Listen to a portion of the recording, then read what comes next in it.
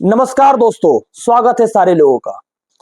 BPSC ने प्रधानाध्यापक की एग्जामिनेशन ली थी। इस एग्जामिनेशन में भी सेंटर पर खुला हुआ फटा हुआ प्रश्न पत्र पाया गया। आप देख सकते हैं न्यूज। इस एग्जामिनेशन में न जाने कितने सारे छात्र ऐसे भी हैं जो हंगामा किए कि उनके सेंटर पर प्रश्न पत्र लीक हो चुकी थी और यह दावा केवल एक सेंटर से ही नहीं बल्कि 2-4 सेंटर से आ रही है। यह बिल्कुल कहने में हिचक नहीं हो रही है कि बिहार सरकार के द्वारा यह कदम उठाई गई है। प्रधानाध्यापक की भी एग्जामिनेशन हो गई, यहां तक कि प्रश्न पत्र का जो सील पेपर था वो टूटा हुआ पाया गया। इसमें क्या कहा जाए, जबकि आर्थिक अपराध इकाई की टीम टीआरई 3 की जांच के लिए बीपीएससी से बार बार कह रही कि मुझे जांच में मौका आप साथ दीजिए, बीपीएससी टीआरई के जांच में आप साथ दीजिए। लेकिन बीपीएससी का यह कहना है कि गोपनीयता का भेद मैं नहीं देना चाहता हूं। बीपीएससी का एक अपना गोपनीयता होता है, उसका भेद मैं नहीं देना चाहता हूं। यह बहुत ही असमंजस स्थिति पैदा कर दी है।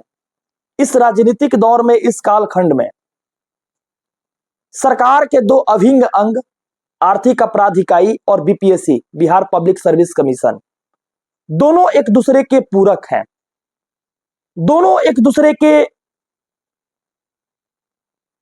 स्वरूप हैं। जिस तरह से सिक्के के दो पहलू हेड और टेल होती है, ठीक इसी तरह से सरकार के दो अभिन्न अंग हैं। आखिर ये जांच होने क्यों नहीं दे रही है सरकार की? बहुत बड़ी फैसला एक और, सुप्रीम कोर्ट में आरक्षण केस लेकर गए हैं नीतीश जी। यह दावा एक तरफ से तेजस्वी जी भी कर रहे थे कि सुप्रीम कोर्ट हम जाएंगे, और दूसरी दावा सम्राट चौधरी जी कर रहे थे कि हम सुप्रीम कोर्ट लेकर जाएंगे।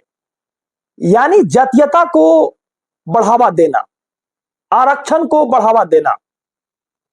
अगर बिहार के अंदर सकुशल 75% की आरक्षण की लड़ाई जिस तरह से हुई है और हो रही है, मैं तो चाहूंगा कि बिहार विधानसभा के अंदर भी होना चाहिए।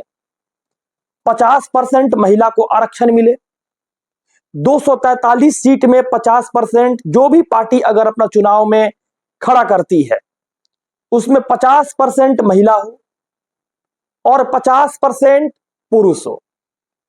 महिला के जगह पर पुरुष कोई सीट नहीं ले सकता है और पुरुष के जगह पर महिला सीट ले सकती है। तो मैं उम्मीद करूंगा कि सबसे पहले यह आरक्षण की नीति विधानसभा चुनाव में लागू हो, और माननीय मंत्री नीतीश जी से अच्छा कौन इसको फुलफिल कर सकता है, क्योंकि महिला सशक्तिकरण को बढ़ावा देने के लिए यह आरक्षण कोटा सबसे पहले विधानसभा के अंदर लागू होना चाहिए और टिकट उन्हीं लोगों को देना चाहिए जो उस क्षेत्र में कार्यरत हो। और कुछ ऐसा नियम बने कि विधानसभा के अंदर 50% जो महिला सीट है वहां से महिला ही लड़ेगी। 50% ऐसा सीट हो विधानसभा में, 243 में 120, 121 ले लीजिए या 122 ले लीजिए, 122 सीट पर फीमेल कैंडिडेट ही दावेदार रहेगी और सरकार यह बात को चुने कि वह 122 जगह कौन सा है जहां पर महिला कैंडिडेटों को लड़ाया जाए, और केवल वहां से महिला उम्मीदवार ही खड़ा होगी। किसी जाति वर्ग के, चाहे वो अनुसूचित जाति जनजाति का हो, चाहे वो अत्यंत पिछड़ा वर्ग हो, चाहे पिछड़ा वर्ग हो, या ओबीसी समाज से हो या ईडब्ल्यूएस समाज से हो, उस सीट का बंटवारा कर देते और उस आधार पर चुनाव लड़ाने की कोशिश करते माननीय मुख्यमंत्री जी, तो इसमें कोई दो राय नहीं होती और इस आरक्षण को पूरे बिहार सपोर्ट करता। महिला सशक्तिकरण को देखना ही है, महिला सशक्तिकरण को लागू करना ही है, तो तेजस्वी जी, नीतीश जी केवल नौकरी में ही महिला को क्यों बुला रहे हैं? आप बिहार विधानसभा में बुलाइए।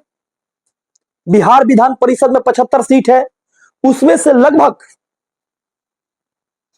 लगभग 37 सीट महिलाओं को दीजिए या 38 सीट, और वहां से महिलाओं को ही खड़ा कीजिए। ऐसा 37 या 38 सीट को लागू किया जाए जो एकदम कॉमनली आरक्षित हो कि इस पर महिला आएगी। इसके ऊपर कोई सरकार आवाज नहीं उठा रहा है, इसके ऊपर कोई व्यक्ति आवाज नहीं उठा रहा है। आवाज किस पे उठा रहा है कि जो वर्ग जातीयता के आधार पर डॉक्टर बना रहे हैं, जातीयता के आधार पर शिक्षक बना रहे हैं, और डॉक्टर शिक्षक तो बना रहे हैं, आज यही कारण है कि माननीय मुख्यमंत्री जी के द्वारा जब वो बीमार होते हैं तो एम्स में नहीं जाते हैं, पीएमसीएच में नहीं जाते हैं, एनएमसीएच में नहीं जाते हैं, आईजीआईएमएस में नहीं जाते हैं, वो जाते कहां हैं? मेदांता पटना में। आज पूरे बिहार के ही नहीं बल्कि पूरे देश के लोग बिहार को देखते हैं और बिहार को अंदर ही अंदर कुंठित करने वाली शब्द उजागर करते हैं। लेकिन इसको हम और आप नहीं बल्कि यह नेतागण के लोग अगर इस प्रकार की परिस्थिति पहले बना देते, उसके बाद आरक्षण नौकरी में देते, तो बिहार एक अलग लेवल पर विकास करती। इसका सब कोई सपोर्ट करेगा। ऐसा कोई जाति आरक्षण रहता कि बिहार विधानसभा में महिलाओं की सीट के लिए वह सुप्रीम कोर्ट लड़ाई लड़ने जाते हैं, ऐसा कोई आरक्षण रहता बिहार विधान परिषद में सीट के लिए 50% सीट के लिए माननीय मुख्यमंत्री जी सुप्रीम कोर्ट जाते हैं, तो यह न्याय संगत केवल नौकरी में ही नहीं बल्कि उन कार्यपालिका के क्षेत्र में भी महिलाओं सशक्तिकरण को बढ़ावा मिलता, जिसमें आगे बढ़ चढ़कर जो आज अपराध महिलाओं के खिलाफ हो रहा है उसको नीचे किया जा सकता था, उसको दबाया जा सकता था। क्योंकि अगर यह बात सरकार मानती है कि आरक्षण का क्षेत्र केवल नौकरी में है तो गलत है, क्योंकि संविधान में यह बात नहीं लिखी गई है कि केवल नौकरी वाले लोगों को ही आरक्षण दिया जाए।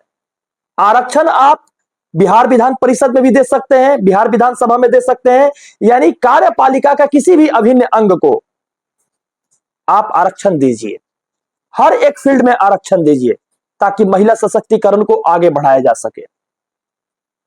घृणा आती है ऐसे, महिला अपने आप को नीचे समझती है ना तो घृणा आती है, अपने आप को राजनेता नहीं बना पाती है, घृणा आता है ऐसे समाज पे महिलाओं को। इसलिए माननीय मंत्री जी से मैं गुजारिश करूंगा कि सुप्रीम कोर्ट में यह पॉइंट जरूर जोड़वा दीजिए,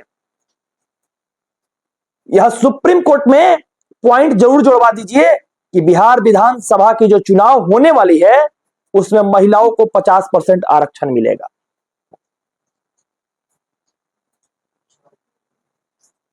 ये कालखंड में केवल संविधान का स्वरूप युवाओं पर ही क्यों लागू होगा, नेता मंत्री पर क्यों नहीं लागू होगा? क्या नेता मंत्री जो है कार्यपालिका वर्ग के जो लोग हैं, क्या वही लोग बिहार को अच्छा कर सकते हैं?